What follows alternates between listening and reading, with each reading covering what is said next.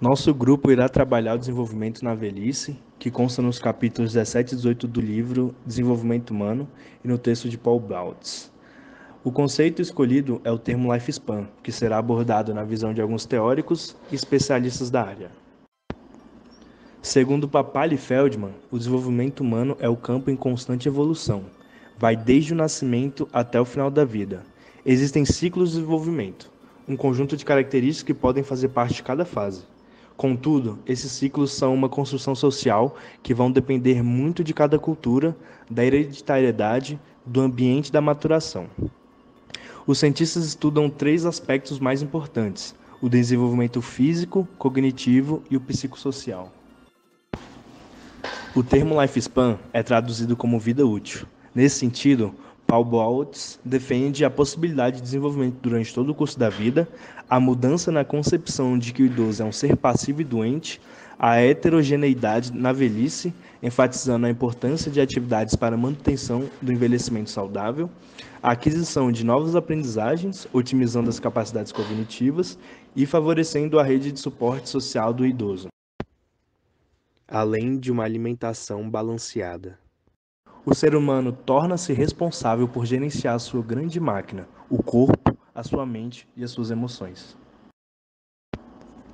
Erik Erikson explicava que o desenvolvimento se processa ao longo da vida e que o sentido da identidade de uma pessoa se desenvolve através de uma série de estágios psicossociais.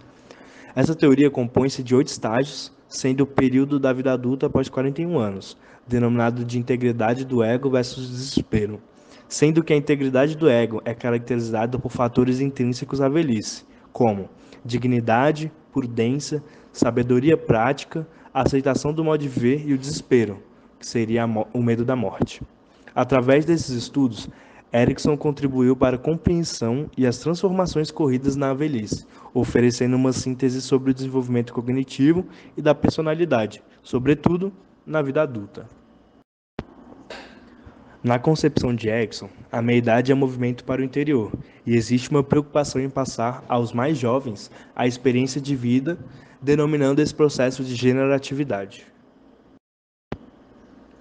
Para o geriatra Alexandre Kalash, para que tenhamos longevidade, devemos ter 5 principais capitais, sendo elas saúde, conhecimento, social, ter amigos, ser mais leve, ser mais otimista, não ser ranzinza.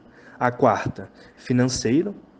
Num país em que temos 15 milhões de desempregados, 6 milhões de desalentados e mais 30 milhões que não trabalham no que gostaria, fica bem difícil acumular para o fim do mês. E o quinto, propósito de vida, se puder. E nos coloca para pensar sobre a produtividade e a competitividade do brasileiro, em que em todos os rankings internacionais é sempre a última ou a penúltima. Como o país vai ser sustentável se ele envelhece rapidamente e tem a base de jovens que não são produtivos para aguentar uma população que está envelhecendo? Resposta: vamos investir também nos mais velhos, para que eles continuem viáveis, empregáveis e produtivos, porque a sociedade toda tem a ganhar. E para isso, vamos ter que combater o idadismo. A psicologia do envelhecimento deixou de ser uma psicologia do declínio, sem somatizar sobre envelhecimento bem-sucedido e sim baseado em processo de otimização, o que significa fazer e ser melhor possível com os recursos de que dispõe. Mas ainda existem muitos desafios a serem enfrentados, isso porque nem a velhice e nem envelhecimento fazem parte da agenda da formação dos psicólogos e de linhas de pesquisa de departamentos acadêmicos. Nesse sentido, é necessária a mudança pragmática na disciplina e na profissão, que considere a heterogeneidade das experiências na velhice, seu potencial de desenvolvimento e seus efeitos sobre o curso da vida individual. O belo é observar esse movimento de mudança que ocorre em todo o processo de vida do sujeito. O ser humano está mais pronto para lidar com as incertezas, as inconsistências, contradições e tolerâncias. Quando há o investimento no processo da vida, na rede de apoio, nas fases da infância, adolescência e adulta, a terceira idade tende a encerrar o ciclo de maneira diferente e libertadora. Há o benefício no corpo social como um todo, porém existem circunstâncias que, mesmo investindo e mudando as doenças, surgem. como no caso das neurodegenerativas, Alzheimer, Parkinson, etc. Hoje, já temos um grupo que luta por uma velhice mais digna. Em abril de 2022, o movimento Velhices Cidadãs encaminhou uma carta-manifesto para os governos de todos os países, destacando a importância de garantir os direitos para o envelhecimento digno a todos. Os objetivos foram, por ser a faixa etária que mais cresce no mundo, por não ser mais visto como decadência. No Japão, por exemplo, é um sinal de status. Hoje, os esforços para combater o idadismo, né, o preconceito com a base na idade, estão amplo em crescimento graças à visibilidade de idosos ativos e saudáveis. Os nossos idosos descobrem novas formas de envelhecer sem perder a vida e querem envelhecer bem para isso. Desenvolvem mecanismos para uma boa saúde mental e física. E também a aquisição de novas aprendizagens tem sido destacadas como atitude responsável pelo envelhecimento saudável, né? Citando Baltz.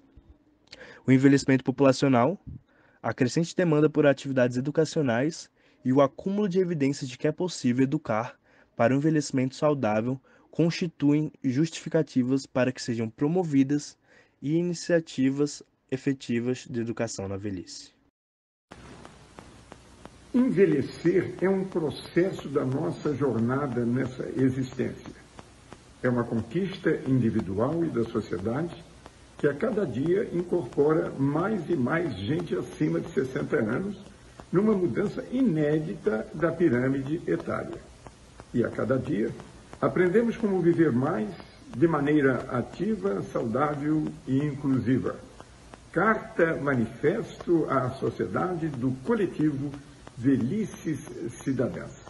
Nenhum direito a menos para a velhice cidadã. Eu apoio.